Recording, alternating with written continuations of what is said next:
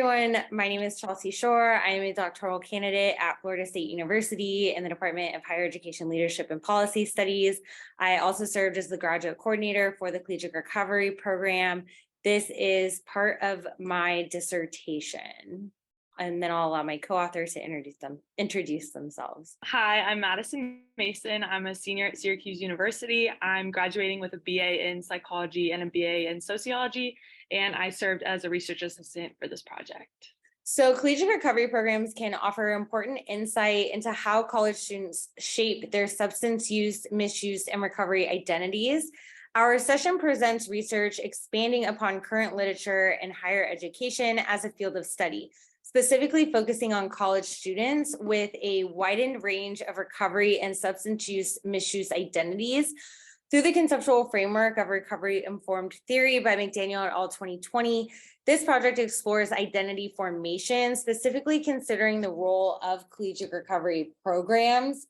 Data were generated through 3 different methods: intake interviews, concept maps, and walking interviews. Analyses aimed to depict college students' stages of recovery, building upon the 6-stage recovery identity transformation model by Watkins et al. To move beyond a linearly depicted model and include students who do not yet adopt recovery identities, who don't practice abstinence, who did not attend treatment or otherwise in what is referred to as natural recovery by Kelly et al. 2018. It also sought to include minoritized populations of students. Preliminary results and implications for future research and practice are discussed. So for our learning objectives, our research aimed to understand how students individually form their substance use, misuse, and recovery identities, while also considering the various levels of engagement with a collegiate recovery program. This project highlights how the identities of students are shaped by their various communities as they are influenced by their environmental experiences. The research further emphasizes the power of environmental features such as the community of a CRP in shaping self-authorship related to the recovery journey. As for the social justice, diversity, equity, and inclusion, our research aims to address how multiple pathways for student involvement in collegiate recovery programs promotes diversity, emphasizing the intersectionality within the identities of those seeking support, as each aspect of their identity shapes their experiences both in and out of CRPs. Our session highlights the importance of providing students along various stages of the identity continuum with an inclusive and supportive community that meets them where they are. This research project is the first to empirically test the harm reduction CRP model and is situated at a historically white institution that is now classified as an emerging Hispanic serving institution. Furthermore, the use of recovery-informed theory situates knowledge production in the power of student participants. Thus, the research itself works to dismantle institutional and systematic marginalization and oppression. This is a breakdown of our 8 participants that we will be discussing. 50% were male, 50% were female. Most were 21, some were 19, and some were 30. Looking at race, 12.5% were Black, 37.5% were more than one race, and 50% were white. And then for ethnicity, 62.5% were not Hispanic or Latino, with the other 37.5% being Hispanic or Latino. Social justice, diversity, equity, and inclusion also includes pathways into and practicing recovery. Too often, social justice, diversity, equity, and inclusion is relegated to race, gender, sexual identity, or orientation, which we do not seek to do in our presentation. We think of ways of practicing recovery as being diversity, socially just, and inclusive. The process of recovery throughout our presentation is defined as an individualized, intentional, dynamic, and relational process involving sustained efforts to improve wellness. This is by the Recovery Science Research Collective in 2020. The objective of this research project was to build on CRP and recovery science literatures through applied interdisciplinary science for understanding college students, their substance use, substance misuse, and recovery through their engagement in CRPs in a real-world context. The current literature regarding substance use, misuse, and recovery identities does not consider variation within the cohort of college students, often focusing on alcohol use and students who identify as in recovery through total abstinence. Our research aims to explore these gaps by including participants from different pathways into CRPs to develop knowledge more generalizable and applicable to a wider range of students. Through recovery-informed theory, the methods used in this project, concept maps and walking interviews, expand on contributions to measurement of college student recovery. For practitioners of CRPs and practitioners of higher education more broadly, a full continuum model of identity formation from substance use through misusing and possibly into one of recovery may prove more utility in working with students during day-to-day interactions than current drinking identity measures or recovery identity transformation models permit. This work also employs different methodologies and in turn produces new conceptual and theoretical understandings of the topic. It seeks to include a holistic identity formation, not just the substance using or misusing identity or just the recovery identities. It builds on social identity transformation models popular in adult populations and often used in therapeutic communities by depicting the full continuum specifically within the ecology of higher education. It privileges the experiences of college students who identify as being in recovery and allows participants to define the concepts of substance use, substance misuse, and recovery for themselves, therefore contributing to analytical generalization. The project also establishes naturalistic generalizability by examining multiple points of entry into the collegiate recovery program, which also helps establish transferability of the model by shedding light onto how the various points of entry support various parts of identity formation. Literature from collegiate recovery programs, college student development theory, substance use, misuse, and recovery identities on adults were synthesized for the literature review of the project. Within collegiate recovery programs, these are peer-supported ecosystems within the ecology of higher education. They are still very much in their infancy. National statistics do indicate that they are efficacious. They do support students having a college experience while also in recovery. The problem is that there's no synthesized development theory model. We do have emerging recovery models, but not development theories. Within college student development theory, we have things like religious identity development, spirituality identity development, race, gender, sexual orientation identity development, but we don't have anything related to the most problematic thing college students experience, their substance use, and in turn, their recovery. Within substance use, misuse, and recovery identity work on adult populations, Kelly et al. 2018 did classify adult populations as identifying as in recovery, no longer in recovery, or never in recovery. There are several models for social identity transformation before substance use into recovery that use reflective methods of adults in therapeutic communities or treatment centers. The problem is that these are older adult populations and therapeutic communities, none of which apply to the traditional college age student, which is 18 to 24 years old, or again, within the ecology of higher education, which college student development theory has proven is distinctly different from something such as a therapeutic community. So this is an example of one of the more cited social identity transition models by Dingle et al. 2015. Before addiction, there's positive identities and social, but then once a positive identity is lost, such as like your athletic identity, then you start to gain social isolation. This leads to a negative identity or that of a user. This is when you're in active addiction. And then you enter a treatment community, a therapeutic community, and you start to adopt a recovery identity. What we do know in here is that what you're very early into recovery, what substance you use matters, and it creates this kind of sense of other. But the more that you relinquish the user part of your identity and you start to adopt a recovery identity, it doesn't matter what you're in recovery from. It's just that positive change to promote wellness.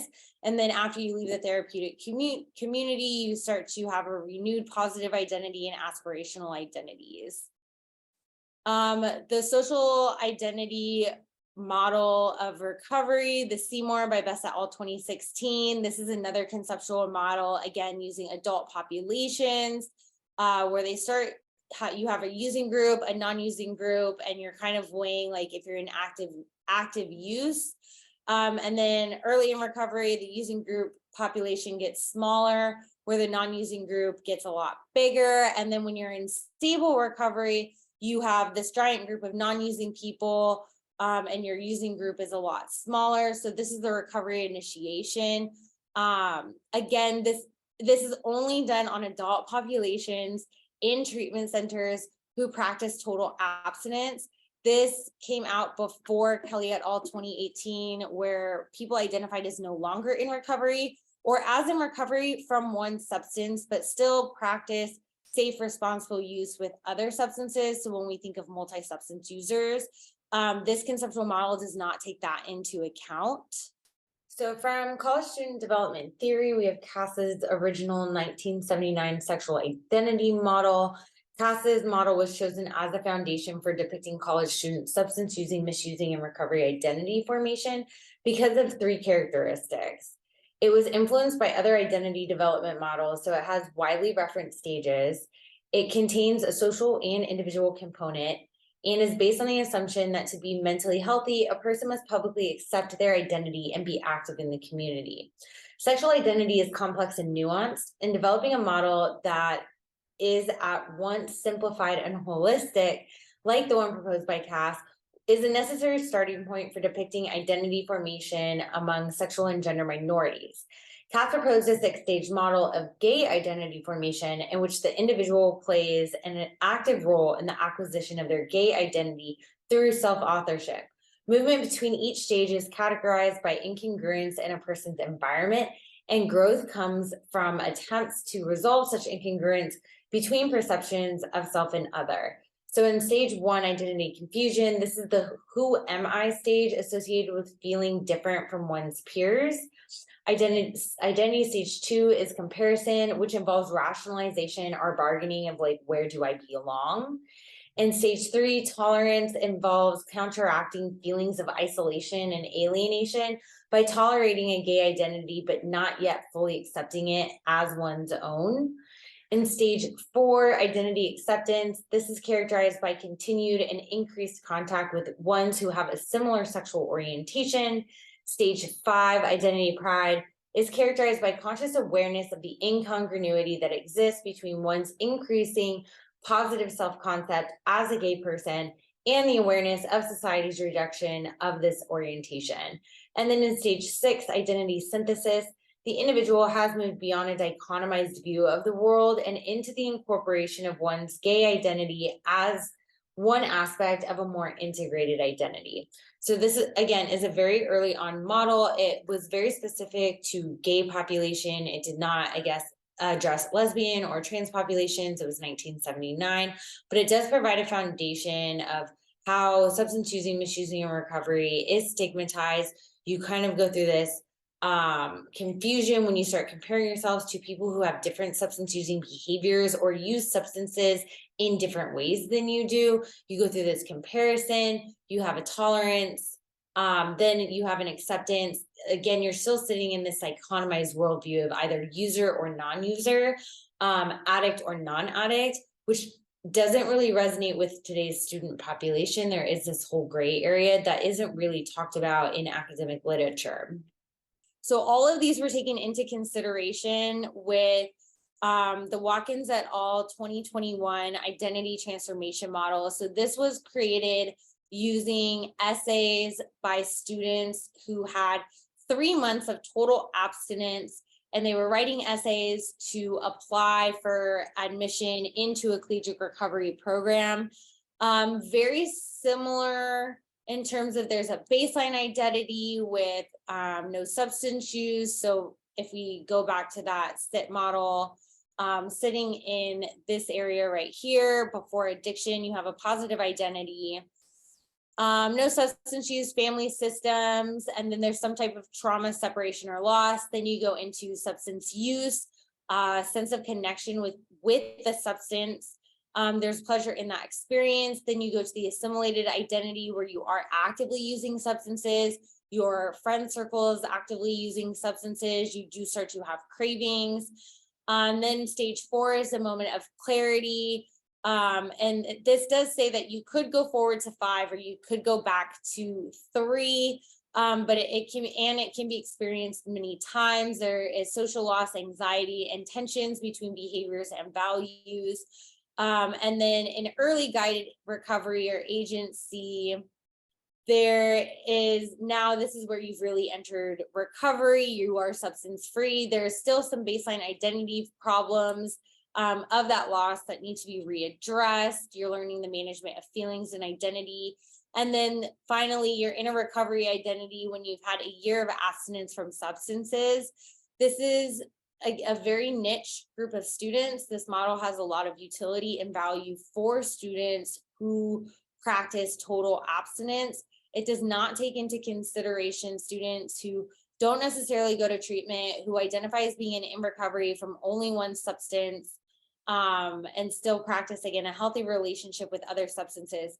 It's important to clarify here that the DSM-5, the Diagnostic Manual for Diagnosing Substance Use Disorder, does permit a substance use diagnosis at mild, moderate, or severe per substance that is being used. It also defines remission from addiction or recovery as merely the absence of problems. It does not define it as absence of substances. So taking this into consideration with several pilots that led up to the dissertation project is that students don't typically think of addiction, substance misuse, substance use, or recovery the way we talk about in academic literature. And so using recovery-informed theory really posits that what we research has to matter to students and resonate with them. So all of these models were taken together, and then the proposed substance using, misusing, recovery identity formation model was created. So very similar contextual language to the Watkins et al. Recovery model is that it ideally starts here, identity confusion, and it moves in a circle, but it can also move the other way in a circle. It can also move down and out. It can move straight here. So it gives a visual of more fluidity in identity. This is great for practitioners because we never want to assume that once our student is here, they're gonna go here. They might go here and go straight to identity pride, but then we do have to anticipate that these identities will come up at a later time. This also helps with suggesting programming. So in identity confusion, this stage is really characterized by a conscious awareness that one is choosing to use substances when others may choose not to be using substances, or again, a specific substance. The identity labels are viewed as dichotomized peer groups, so substance using or substance non-using. Individuals in this stage might be experimenting with substance use type, quantity, frequency, and purpose. They may also be questioning how and why substances earned their place in their life, but not yet identify within either dichotomized peer group. Similar to the identity confusion stage in Cass's sexual identity model, this stage is characterized by the question, who am I? Movement from this stage usually progresses to comparison, but can move to any of the other identity stages. In comparison, there is a heightened sense of not belonging to a non-substance using or the abstinent peer group. This stage involves rationalization or bargaining of why they prefer to use substances at a particular time, with a statement such as it's more fun, or I only use on non-school nights. Again, this can apply to a particular substance. It can also include rationalizing or bargaining if they are engaging in temporal substance misuse or have more continual substance use disorder. Example statements may include, I only use in excess at music festivals, or I only use in excess at major tailgates. Similar to the identity confusion stage in Cass's sexual identity model, this stage is characterized by the question, where do I belong? A notable characteristic of this stage includes what Palmer 2015 refers to as calculated hedonism, clarifying specific boundaries for when excessive intoxication is both intentional and appropriate, often at sporting events. In identity tolerance, the stage is characterized by seeking out social groups that share the same identity label or behaviors. This stage involves counteracting feelings of isolation and alienation by tolerating other identities, not yet fully accepting them. Tolerance comes from seeking out peers who have behaviors that align with the individual and acceptance that other identities exist. It could be participating in a 30-day abstinence challenge or not using a specific substance that was previously problematic at an event, so such as not drinking at tailgates. In identity acceptance, The stage is characterized by continued and increased contact with individuals of their chosen identity. The earlier questions of who am I in the confusion stage and the where do I belong in the comparison stage have been answered. For a non-substance using individual, this might mean regularly attending AA meetings, solidifying membership in a collegiate recovery program, or formally entering treatment. For a substance using individual, this might mean regressing from frequent problematic use to significantly reduce substance use that is no longer problematic, adopting a self-identifying label such as no longer in recovery or never in recovery. Differentiating from the confusion stage is that one is fully immersed in a chosen subculture. Within identity pride, the stage is characterized by conscious awareness of the incongruity that exists between an increasing positive self-concept and the awareness of society's rejection of their chosen orientation. Considering that both substance using and recovery identities are stigmatized, this stage involves a dichotomized view of the world in which one is fully immersed in their chosen subculture and resents the majority culture. This pride and anger can intertwine to fuel activism for the preferred identity. Within identity synthesis, similar to Cass's model, this stage is characterized by clarity and acceptance. In this stage, the individual has moved beyond a dichotomized view of the world, such that one must be totally abstinent to be sober or in recovery, or one must have problematic substance use. This stage includes all variations of the individual identity labels found in Kelly et al. 2018, in recovery, never in recovery, or no longer in recovery. It is characterized by tolerance for others who adopt similar labels of being in recovery, but have different understandings or way of practicing. The influence of self-authorship.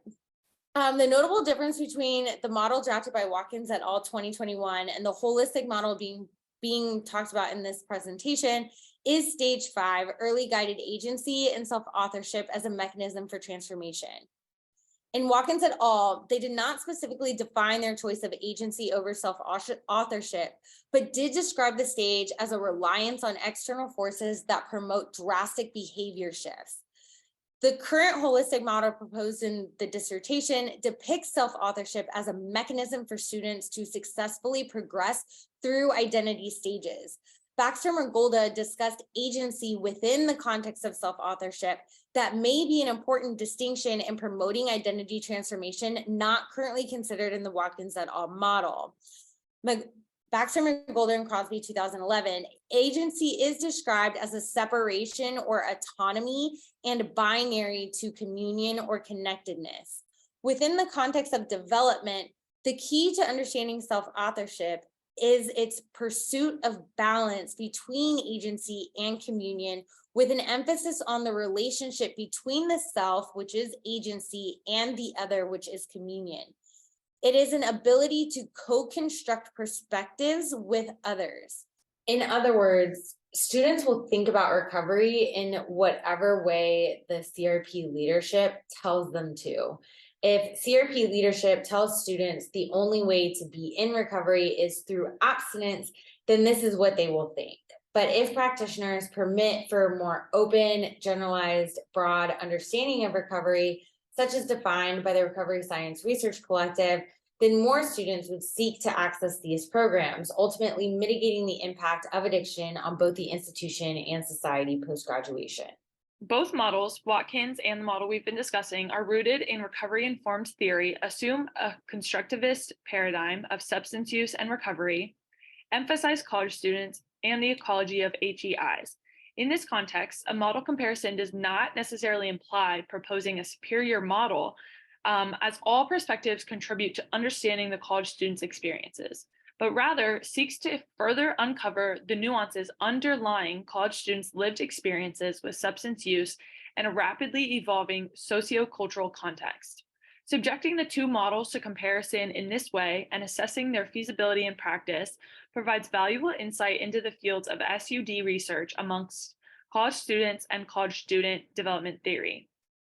All right, now looking at the conceptual framework of an RIT, RIT positions recovery as a self-evident and emancipatory process across key areas, including identity, systems, and measurement, which are three key areas this project is seeking to expand. College students have intricately entangled intersectional identities undergoing development as they access and engage with various aspects of collegiate life, including Greek life, spiritual, racial, or sexual identity-based student groups.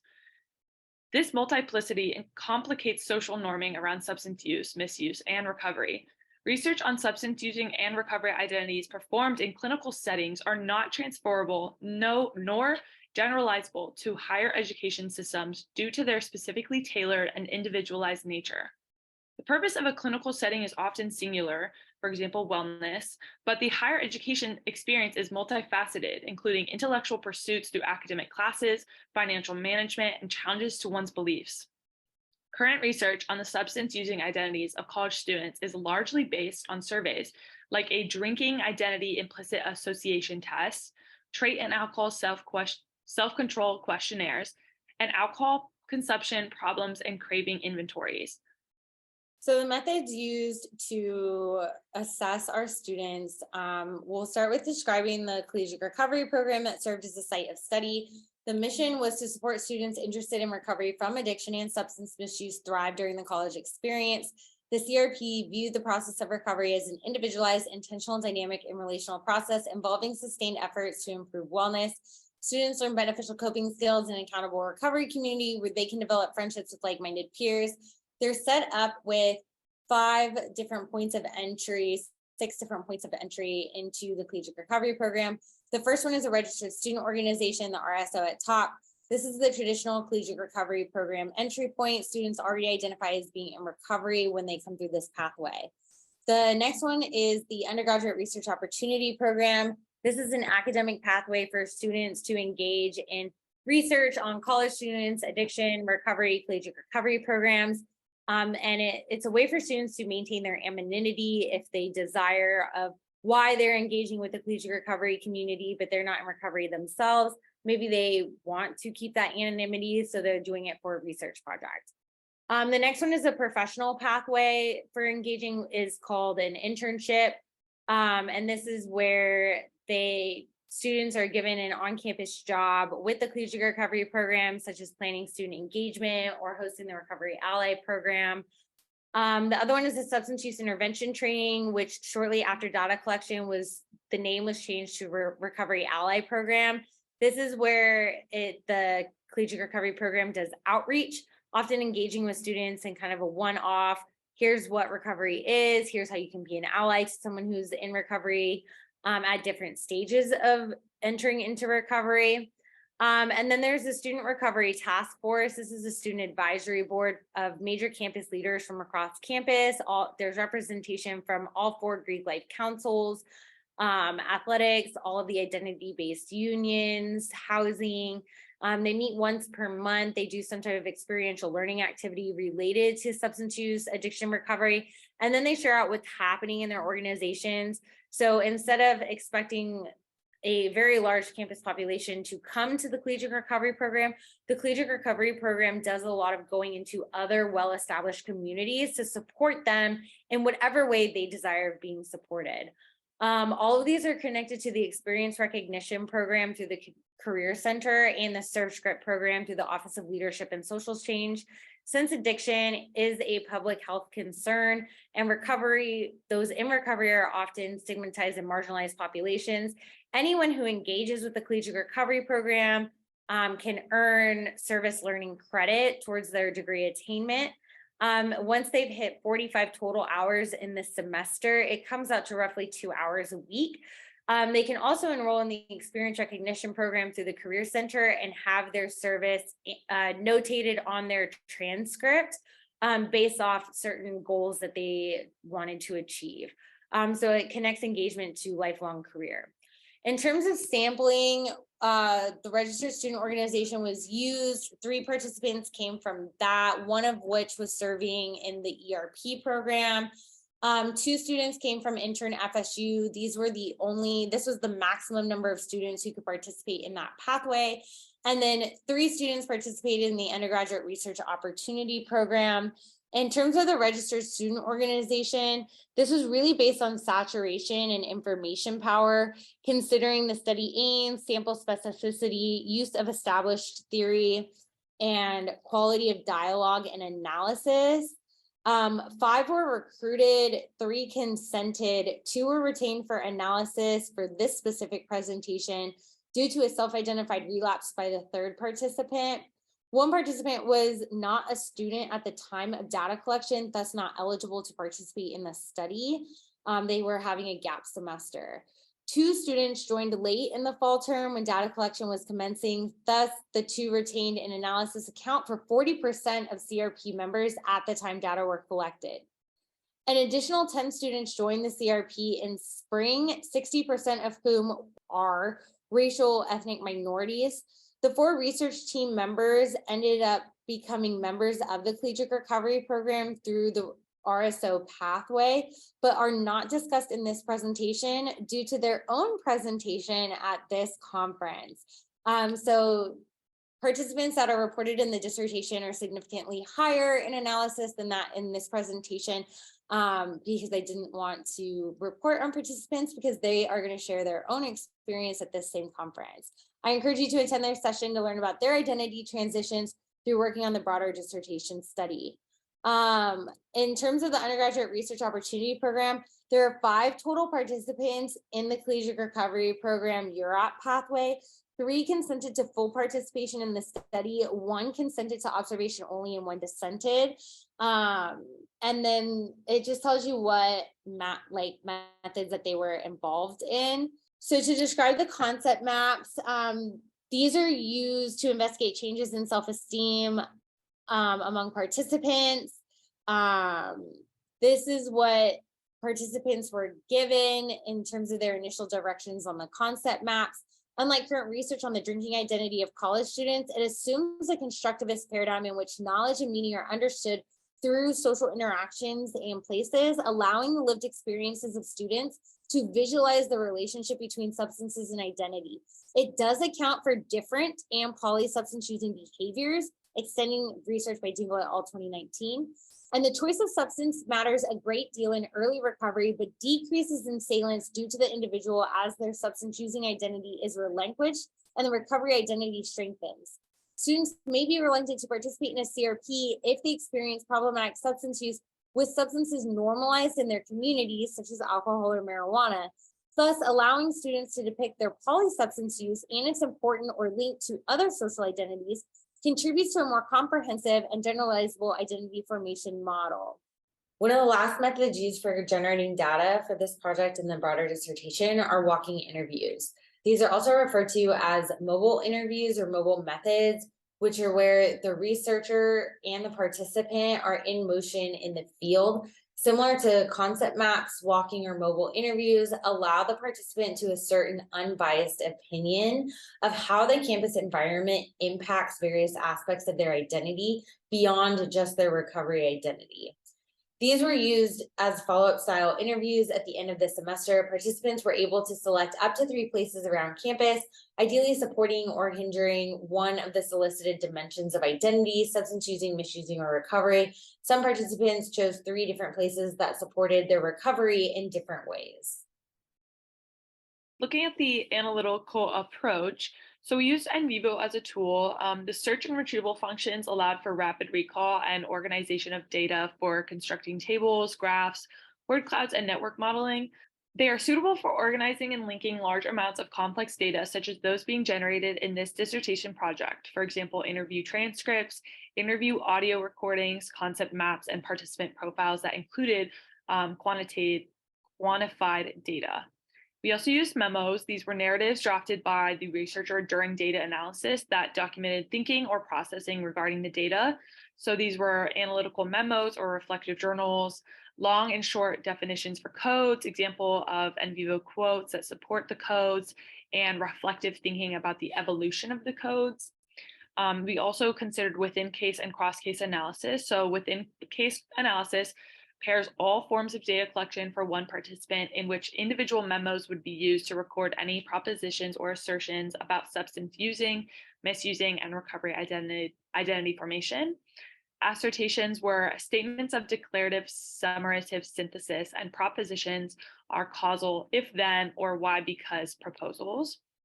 And then the cross case analysis Looking at the cross-case analysis, we used a case-oriented approach which sought to understand the individual participants on their own terms before a comparative analysis of other cases. The comparison occurs by examining the individual memos for underlying similarities and constant associations that could be used to contribute to the generalizability and transferability of findings. The cross-case analysis would also highlight any negative cases that could strengthen the utility of the holistic identity formation model. As for coding, the reflective thematic coding identifies what a unit of data is about, what it means, or what it does. At the latent level, themes capture the phenomena of a study, i.e., substance use as an aspect of one's sense of self that contributes to various stages of identity, including substance user, substance misuser, addict, or in recovery. In vivo coding will aid in examining the possible dimensionality of categories through the voices of participants. These will then be alphabetized to identify prominent themes and become the outline of the third analytical memo on within case and cross-case analysis. Elaborative coding starts with theoretical constructs from a previous study and uses a new study to refine theory. This dissertation project builds on the theoretical constructs of substance using, which is Lindgren et al. 2013, recovery identity, Workman 2020, to refine a full continuum identity formation model as Watkins et al. In 2021, through inclusion of a more diverse student sample sampled at a different higher education institution with varied purposes for engagement, including recovery, academic, professional, and allyship, and undertaken by a researcher with a divergent positionality from the initial study. Now we'll go into the findings. We would like to acknowledge that data for this specific presentation are from mostly white male participants, as most minority males participated through the Recovery Ally Program or the research team pathways. Data on the research team are omitted from this presentation because they are actually presenting their work through collaborative autoethnography in another presentation at this conference. Data from participants in RAP were omitted from this presentation due to high levels of attrition and follow-up data. The one minority male in recovery participant was excluded from the final analysis for this presentation because they don't have a follow-up map due to a self-identified relapse. The CRP uses a site of study in general, has extended membership to several minority participants after data collection for the dissertation, and this presentation concluded. So learning findings are reported in terms of the learning objectives. So for learning objective 1, understand the importance of including a diverse pool of participants for research regarding substance use, misuse, recovery, identity formation. So this slide gives you a visual of some of the ways in vivo facilitated our comparison within case and across case. The graphics are interactive in the software. So if I clicked on the 5 in the race column at recovery row, it would open all of the files coded at that specific node. And so that would just like let me see who said what and how they spoke about it. To give some examples, generally recovery was defined in an anti-deficit way for this group. A lot of people see recovery as you can't, but I feel like real recovery is an intertwining of both. You can't truly recover unless you learn how to properly use any substance. And this was a Black, Hispanic, Latinx female at the age of 21 during their follow-up interview. During their intake, they said, you can be sober for like 3 years and still not accept that you had an issue. You're just accepting that you have an expectation not to use. Another student said, being committed to recovery to me is being committed to taking care of myself and not giving into the temptations of falling back into old habits. Another student said, recovery is continuous. It's not a straight line. Even in the downs or even in the downs and the relapses, there's still growth in that. All right, so learning objective 2 is to deconstruct college students' formation of a substance use, misuse, and or recovery identity, which may not always be linearly progressive. So we're going to be looking at concept maps. These are real examples of their concept maps. The first one shown here is a white male who entered the collegiate recovery program as already identifying in natural recovery, and he was practicing total abstinence. At the time of this data collection, the student was participating in the CRP through the professional development pathway as an intern. They are an ethnic, racial minority female, and they were in natural recovery.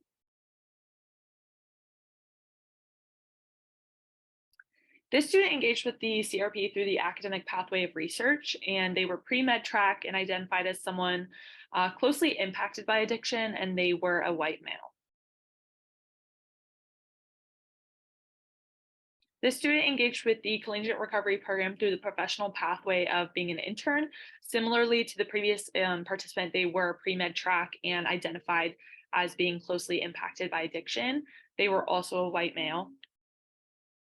Even though participants from the Recovery Ally program were excluded from analysis for this presentation, we did want to include a visual to a pre and post concept map of a racial ethnic minority female whose identity status was unknown.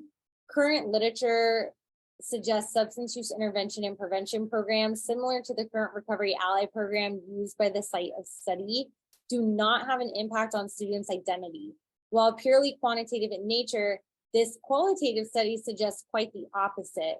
There is a change in how students think about their relationship to substance use, substance misuse, and recovery.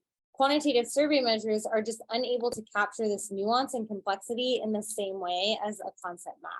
So in this map, you can see it started as a semi-linear, which is right before they participated in the Recovery Ally program presentation. And then after, it became a non-linear representation with different pictures.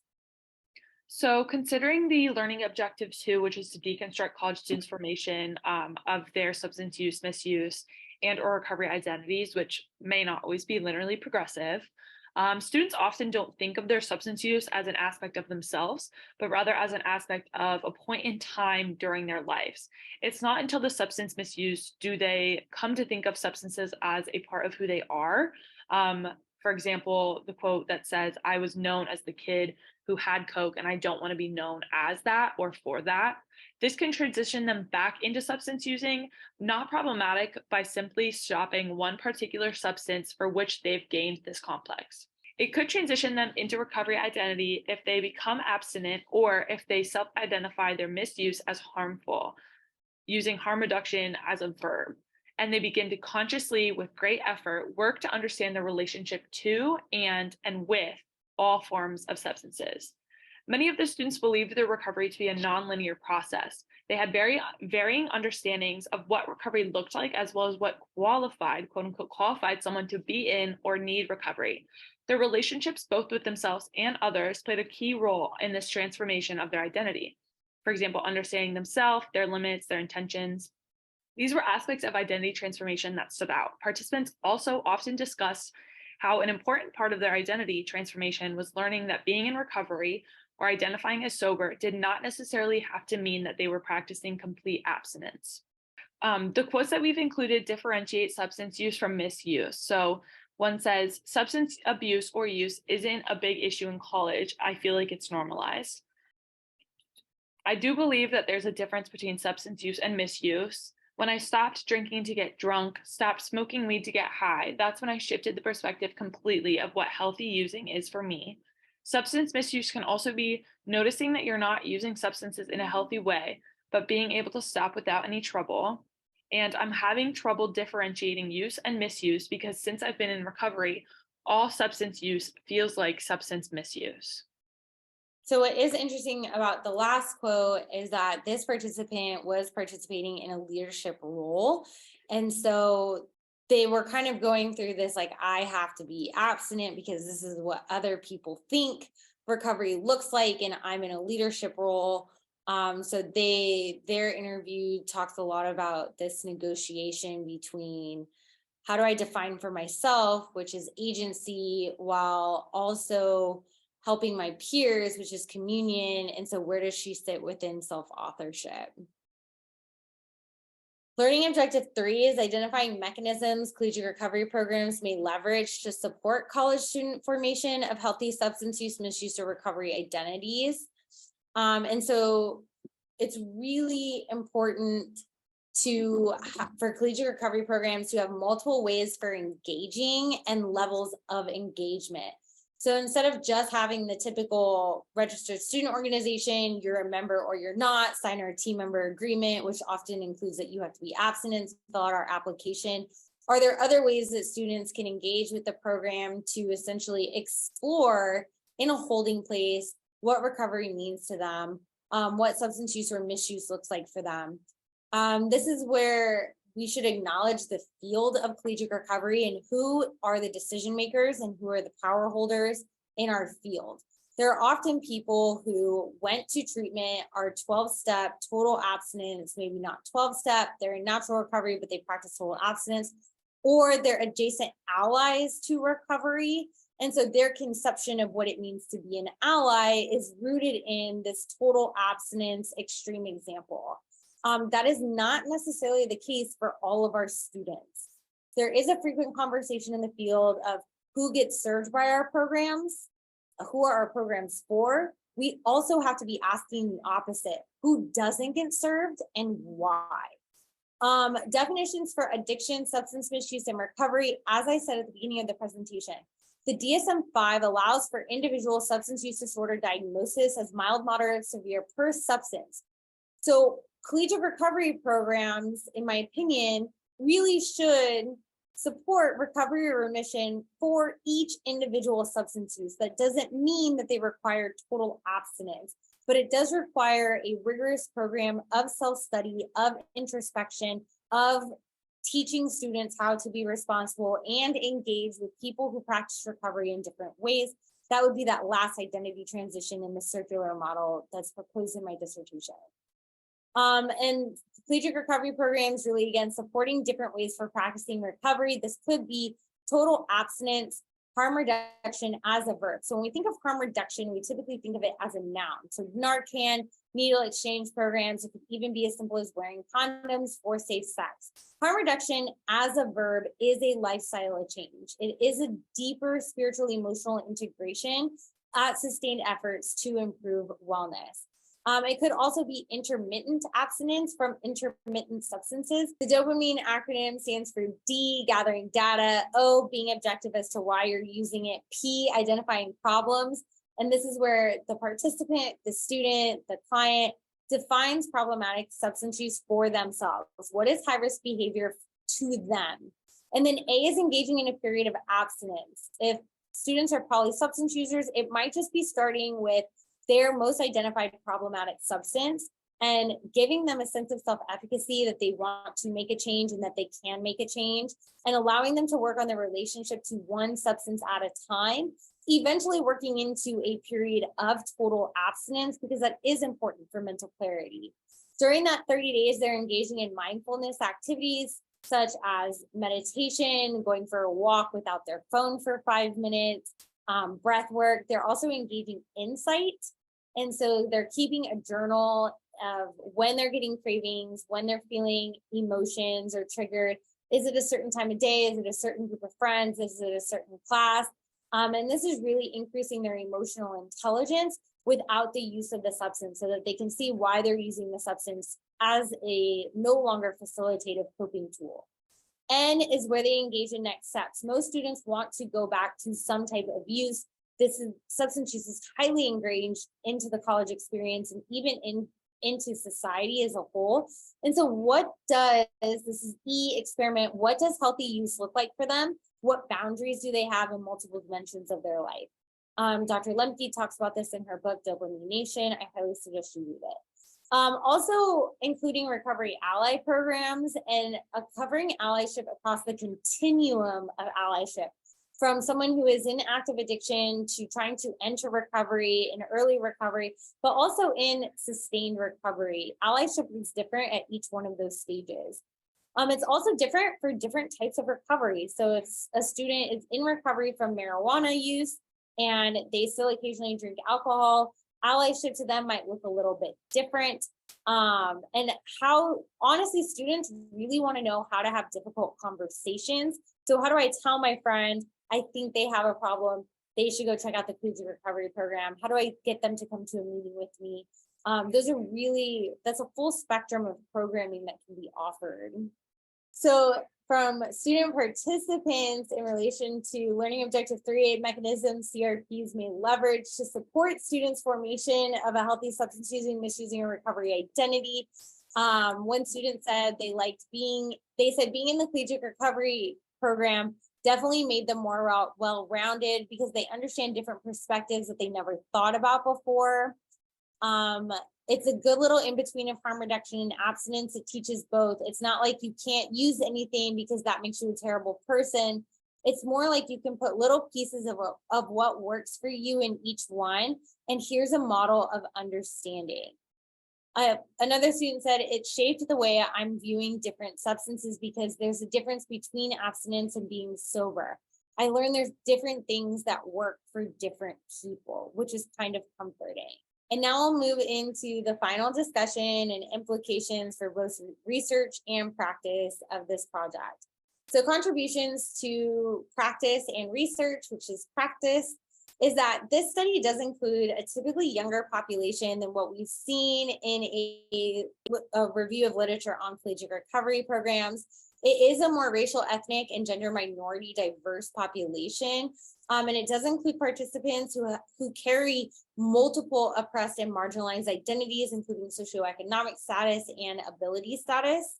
It includes allies and people who adopted in recovery identities, but more importantly, it included people who adopted natural recovery identities, which is what Kelly et al. Defines as not using treatment or peer support groups. They kind of just like go into and they identify that their use is problematic and they start to make different choices. And then the positionality of a researcher creates a different lens for interpretation. So I am a person in long-term natural recovery. I do practice harm reduction as a verb. I had an intermittent issue with hard drugs, and now I have a great relationship to and with alcohol. I am well over the age of 21. And that recovery identity is really, really important to me because it reminds me that it is process oriented. It's not outcome oriented, that I constantly have to be working a program of study on my emotional and spiritual wellness. But again, more importantly is I did not attend a treatment facility. I did attend a tough love program. So I was removed from my home to go live with another family, to relearn what boundaries and structure were, how to make decisions for myself, not because other people were telling me how to make them. If you ask my parents, my family, what my active substance use was like for them, they would tell you I was in active addiction, I was an alcoholic. And again, here, even in 12-step literature, at the end of the day, only the alcoholic can diagnose the alcoholic. Going back to that DSM criteria, recovery is defined as merely the absence of problems, not the absence of substances. And so if we ask the question, who is getting served by our programs?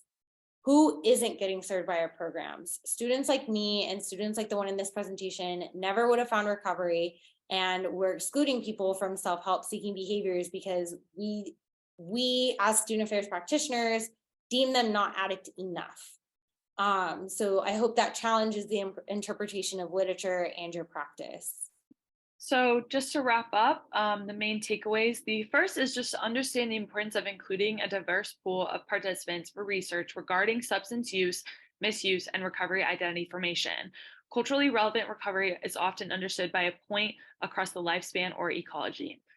Two is to deconstruct college students' formation of substance use, misuse, and/or recovery identity, as it may not always be linearly progressive. Think of the concept maps.